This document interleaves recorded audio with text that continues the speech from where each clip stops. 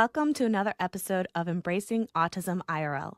Today's episode is a heartfelt dive into what it really looks like to let go of expectations, navigate caregiver burnout, and find healing in community. Julie Hornok is an award-winning author, autism advocate, and the mom of 3, including a daughter on the spectrum.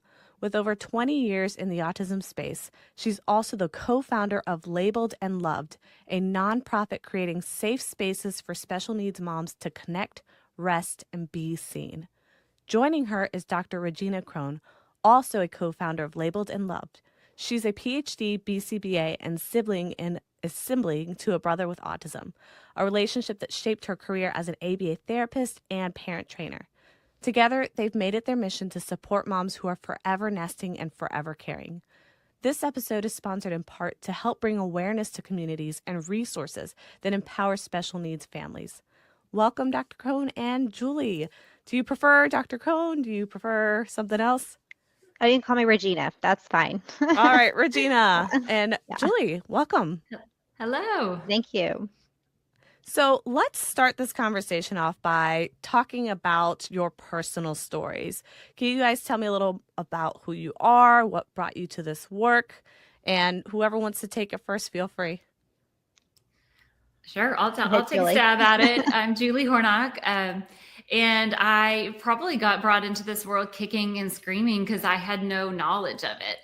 And I was brought into it by my daughter, Lizzie, who was diagnosed with autism shortly after her 2nd birthday. And she was pretty affected. And for me, I think the hardest part of that was just that I felt like we were doing great and I had 2 kids and we were living the dream. And then all of a sudden, just some really troubling things started happening with my daughter where she started spinning. She started opening and closing doors.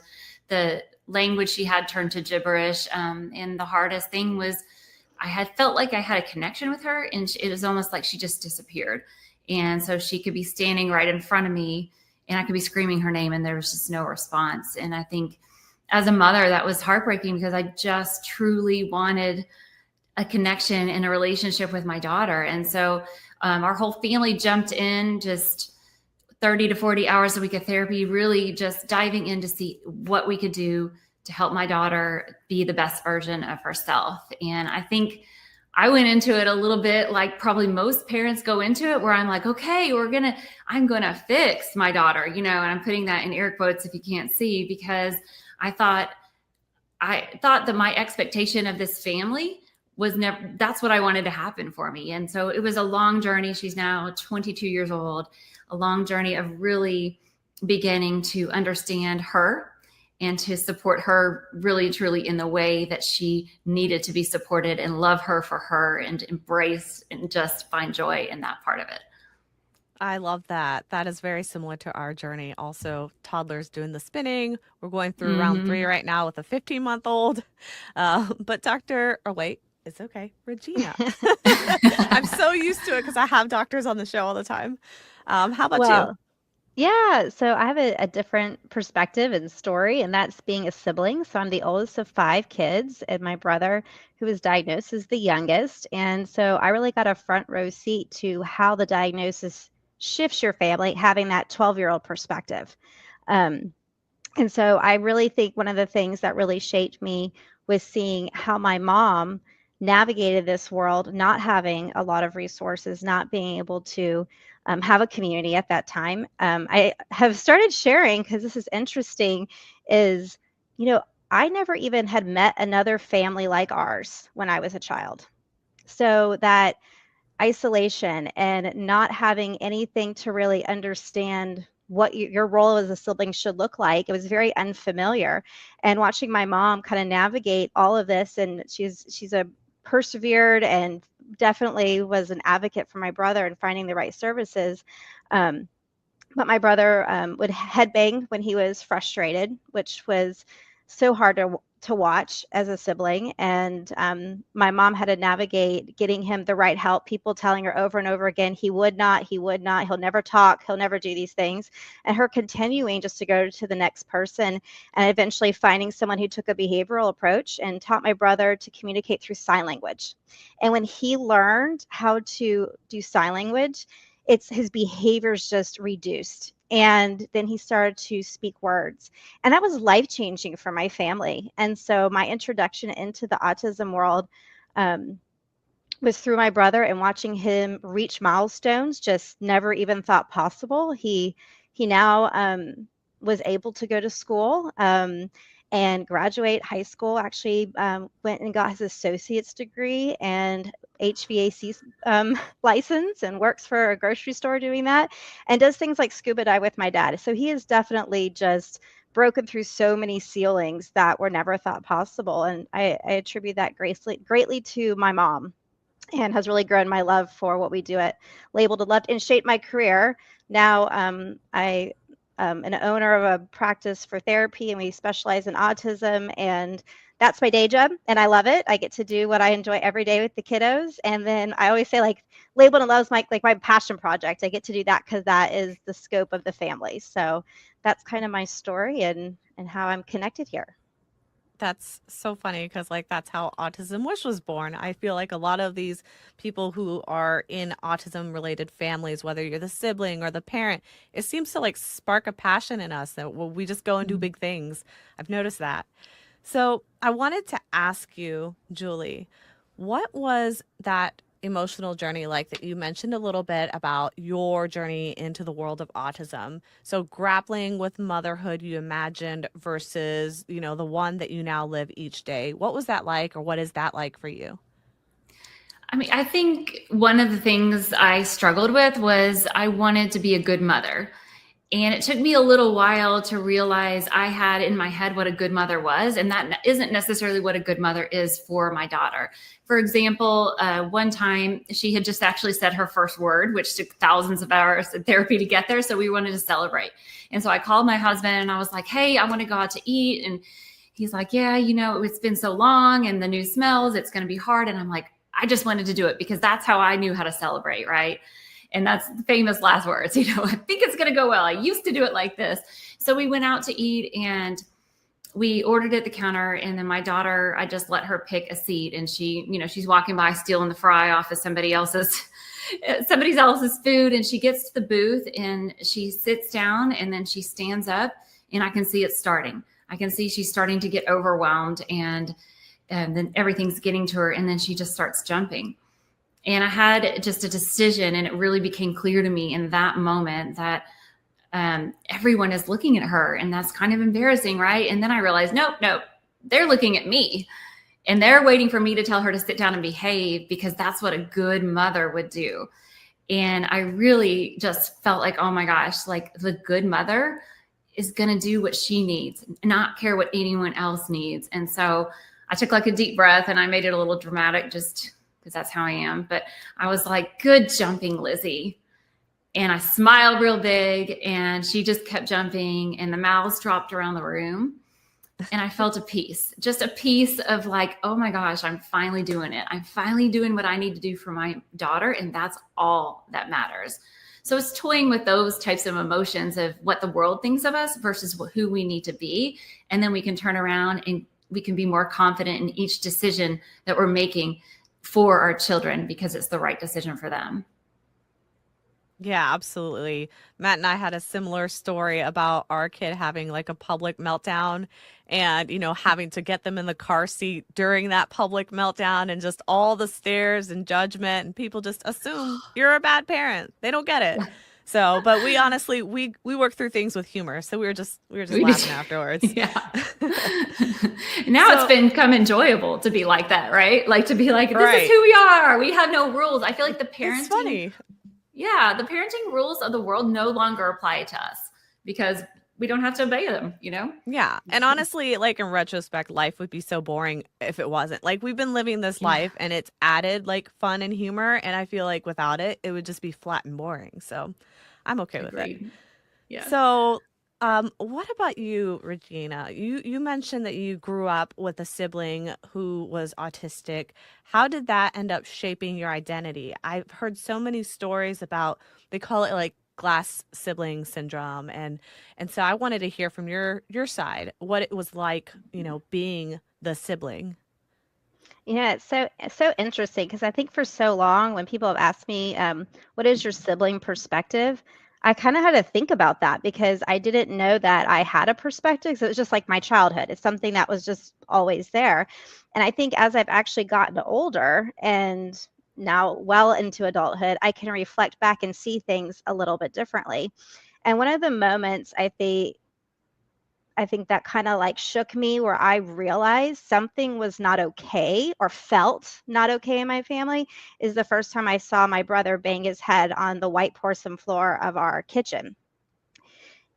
And my mom, her eyes just widened and she looked like she didn't know what to do and she looked scared. And she just swooped my brother up to comfort him. And I think that was the first moment where, as a sibling, I felt like I feel confused. I don't know what to do. And it also looks like my mom doesn't know what to do. And I think that is one of the like defining moments of starting to realize and reflecting back in my 12-year-old self when I start thinking about this is I think my perspective as a 12-year-old was there was a lot of it's not fair feelings. It's not fair that this is happening to my brother and why not me, right? It's not fair that my mom has to spend so much time with my brother because, when you're 12, you're a little self-absorbed and want attention. It's not fair that my mom, I remember standing right by her in church and she was, my brother was in Sunday school. And this is before a diagnosis, but came and got her and said the words, "Do you know something's wrong with him?" Right? That felt like unfair for her to have to hear those words. And so a lot of things just started to feel very unfair. And I think as a sibling, there's no model of that. Your parents haven't been in that position before. This is their first time experiencing it too. Like I said before, I had never met another family like ours. So I didn't have friends that I could see how this had been modeled. There was nothing on TV to like bring awareness or show what that looks like. And so I think you just start to think, okay, what is my role? It feels very confusing. How do I make my family feel better? Or do I have to make everybody happy so that I don't have, attention taken away? Or do I have to not share my stress or my curiosity or ask questions because I see that my family is very focused. With helping my brother, who his needs are very obvious and needed, right? And so there's a lot of things that a sibling and myself experiencing, I think just having to look at, okay, what does this look like? And then as getting older, realizing that good things can grow even in hard places and how that shapes your life. And there is celebration and there are things that add to who you are as a person in your human experience, and realizing that we are all different and there's not a normal. So I think at 12 and into my teenage years, accepting and realizing that we can redefine normal. Normal is what is best for our family and who we are, and realizing the role I play is being the best sister I can be, the best daughter I can be, and walking this journey with my family uniquely and without a lot of models and people helping us navigate it, but doing it together. And so that's kind of I think my sibling experience, and ultimately good things have grown in those hard places and have really shaped who I am as a person forever. Yeah, I was going to actually say that inadvertently, I think one of the outcomes is you've really learned to evolve these like strong leadership skills because of that. Because as a young age, even if your parent doesn't mean to, when you're in that situation, inadvertently you kind of get parentified, sometimes very fully, sometimes it's just more emotionally because of the whole having to cater to the sibling. So that actually translates into great skills in adulthood sometimes. And I think that you have definitely latched onto that. I wanted to kind of turn over to you, Julie, because you've described kind of the flip side of this coin. So in that situation, you were the parent who was struggling. Did you have any other kids at this time, or is it you did? So you also Yeah, when saw Lizzie that was relationship. diagnosed, she had a brother who's 21 months older, so really young. And then also, I became pregnant pretty shortly after her diagnosis. And so then we had another. So I had two boys, and my daughter Lizzie's in the center. So yeah, three kids.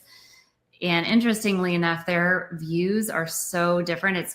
They're all grown now. So been able to have these beautiful conversations with them about what that looks like and what that was like for them. Because I think for me, I had blinders on and I was just, what can I do to help Lizzie? What can I do to help Lizzie?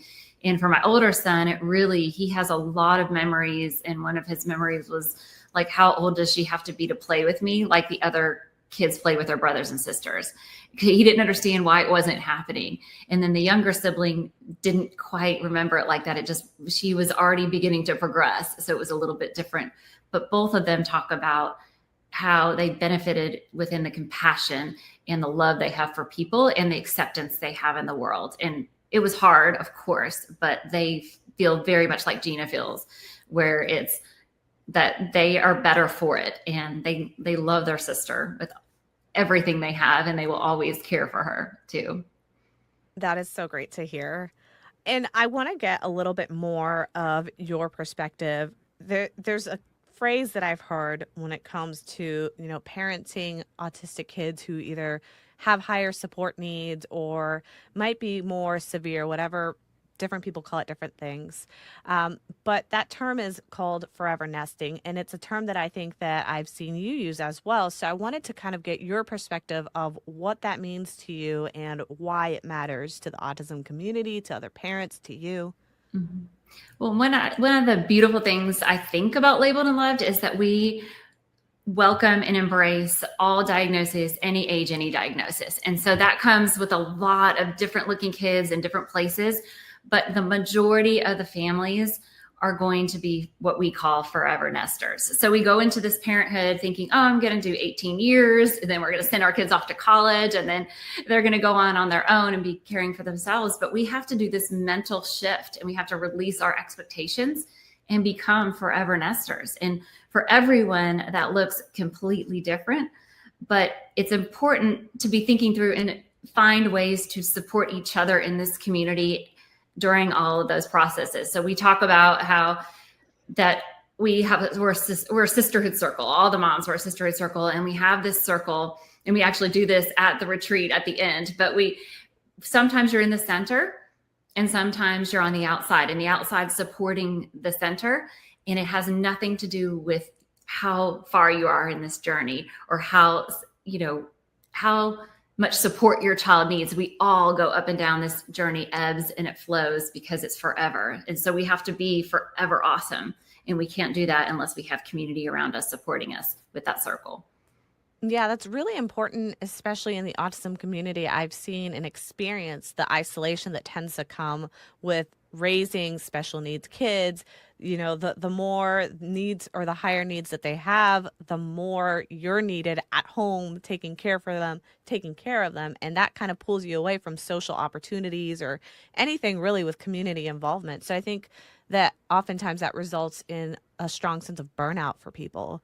So I wanted to kind of ask you your take on that. What does burnout look like from the community that you've kind of looked at? And also, how do we begin to talk about it honestly? Because I think that this is something that's often experienced but not discussed. Well, I think one of the things that we talk about and share is that, research even shows and supports that when you are raising a child with a disability, you are 90 to 95% more at risk of experiencing anxiety and depression. And so equipping, I think, our community through our programs as well, is we are focusing on that mental health support resources component, and then building community so that no one's walking this journey alone.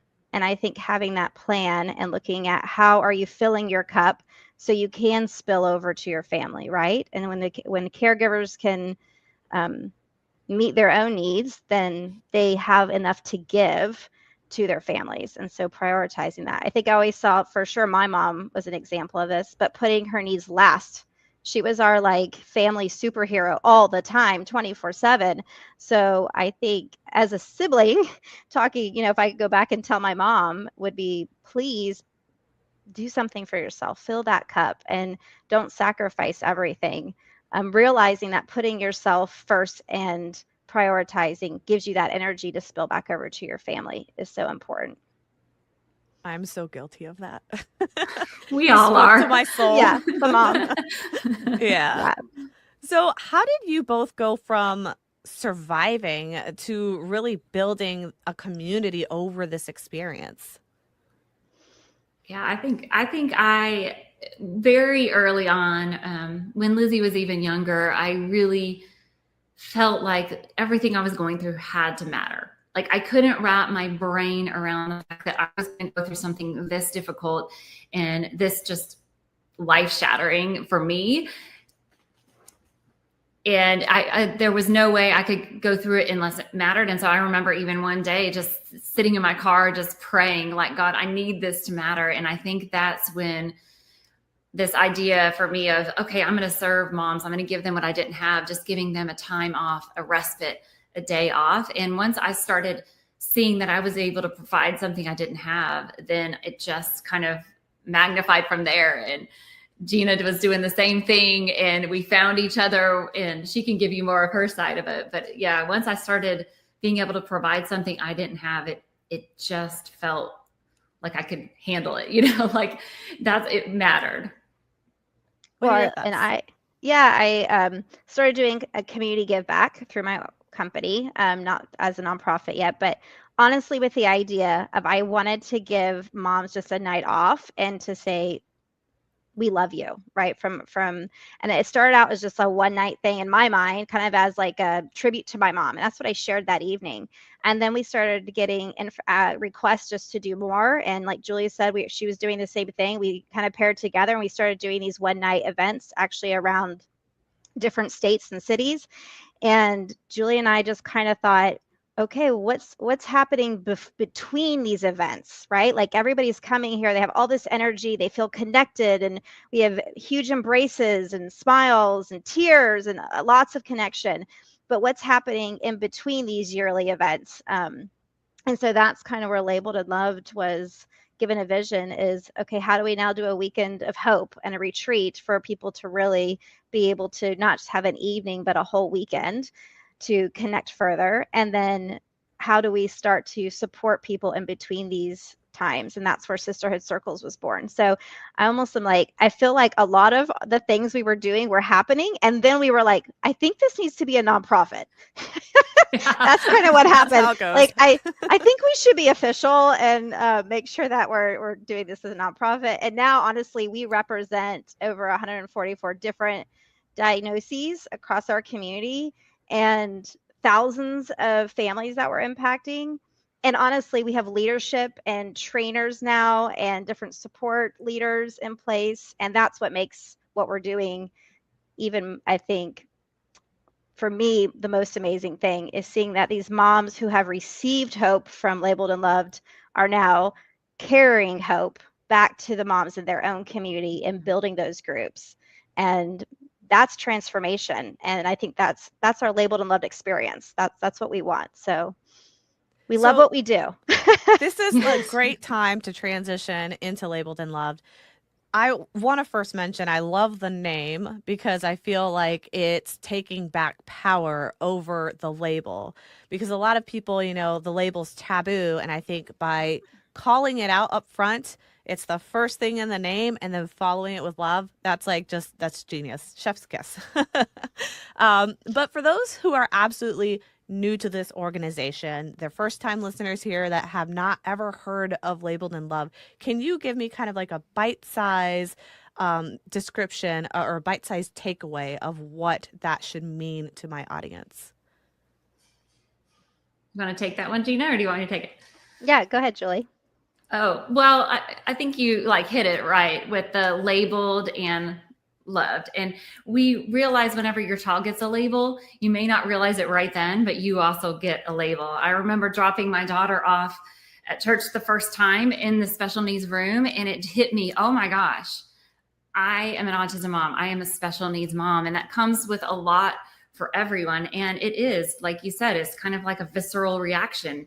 And so I love that we can provide love in the moment any mom walks in our doors, whether it is online, virtually, or whether it is actually an event. We give them a hug and we let them know this is something different because you are seen, you are accepted, and you are loved exactly as you are. And guess what? You don't have to explain yourself.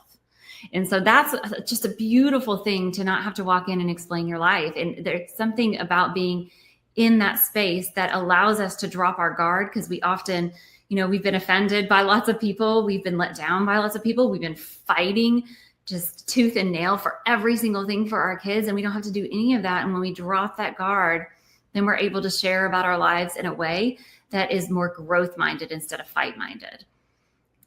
Yeah, I was just going to add to that, because one of the things that I have also noticed is that you get not just like a burnout, but also just kind of like a zone out, if that makes sense.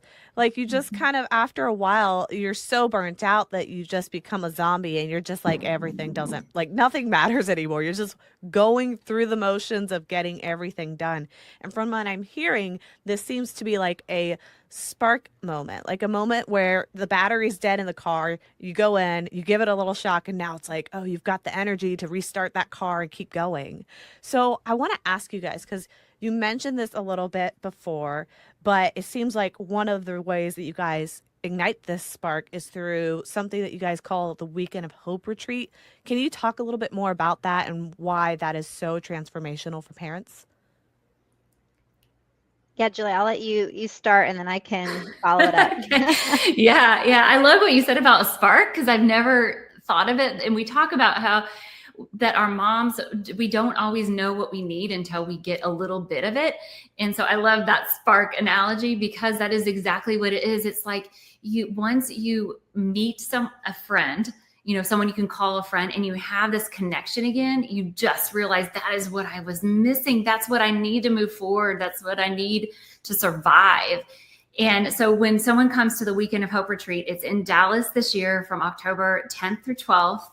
And we have moms that come from 38 states, and about 250 moms. And from start to finish, we are caring for you. You as the mom are caring for everybody else. And this weekend is all about you. So they walk in the door, and we give them a hug, and we begin with free meals. This year we have Miguel and Kelly Cervantes coming to do a show for us, which is really cool. He was the Hamilton on Broadway for over 2,000 shows. So that's exciting. And then we have a masquerade ball. And then we walk through with a counselor some of these expectations and begin to lift them and find the joy, but we're able to do it together. So we're able to move forward. And then we have fun stuff. We have like yoga, you can take a nap. We are doing like a sound bowl like experience. So we have all kinds of really cool, fun activities the whole weekend long. So it ends up being truly life-changing. And if a mom can just be brave and show up, we have planned for the mom that's come alone. And if she can just be brave and she can just get there, we will take care of her. And we hear more than anything else, I met my best friend at this retreat. I'm glad you added that little tidbit on the end, because at least in the autism community, there are some parents like myself who are also autistic, and sometimes there's too much touchy-feely for us. So that's nice to know that there's like an option for us. So one of the things that you've also previously mentioned, and I'm not familiar with this, so I want to learn a little bit more about it. You mentioned sisterhood circles and sticky notes for the heart. Can you talk a little bit more about what that is? And also, you're really good at naming. These are so cute. Well, sticky notes for the heart is supposed to be sticky for your heart. Oh, sorry, so sticky note. Okay. Sticky notes, yeah. But basically, it is a text that you enroll in, and you get these little just pick-me-ups that you get sent to your phone that you opt into, and they're just kind of little phrases and quotes and ideas for you to carry throughout the day. And so one of the things we talk about, and not everybody can come to a 3-day weekend, and we realize that, right? Not everybody can come to a night out. And so one of the things that we encourage is people just to take the first step forward in doing something for themselves. And it can be as easy as just enrolling on getting those little love notes for yourself that we're going to send to you. That's a step. For other moms, they can join a support group, and that is our sisterhood circles. And so we have those available in cities and also virtually. So if you're not able to leave your home or there's not one in your city, and we have a whole way and a program that if someone feels like they want to start a sisterhood circle in their area, we have an entire program that will train you and set everything up. We know that special needs moms are busy and don't have time to navigate things. And so we've tried to make it as effortless and hold your hand the whole way to make you successful in starting those groups. So that's how we have those get come together and serve our families. That's really great, especially for my audience. People are tuning in because a lot of these listeners are really overwhelmed and they're feeling isolated, and they tune into the podcast because it is kind of like a quick and dirty thing that you can do. You don't have to leave your home. So I think that they are going to be the ones that really need this kind of like escape and this kind of reset, like you said. So how do you think that my listeners out there who might be feeling this way and are listening to you right now can take that first step toward finding this type of connection? Well, definitely going on our website, joining a group, signing up for those pieces, and again, doing one step towards that, whether it's just starting to receive those texts, getting involved in a group, or showing up for the retreat. Whatever you need is what we want you to have. And when we talk about people really using this as a place for them to fill what they need with hope so that they can spill over to their families and to their communities.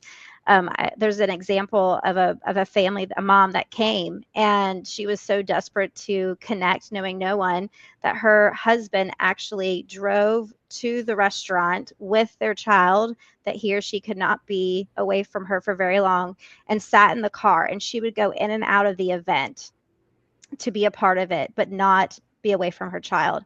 And I think that is just so inspiring, because so many times you look at and think, I can't do it, I can't do it, I can't do it. And we have all these reasons as moms that we hear. And so we just want to challenge moms in one way. And maybe it's not even labeled and loved. Maybe it's something that's already happening in your own community. But can you say yes to one thing that really helps fill you up?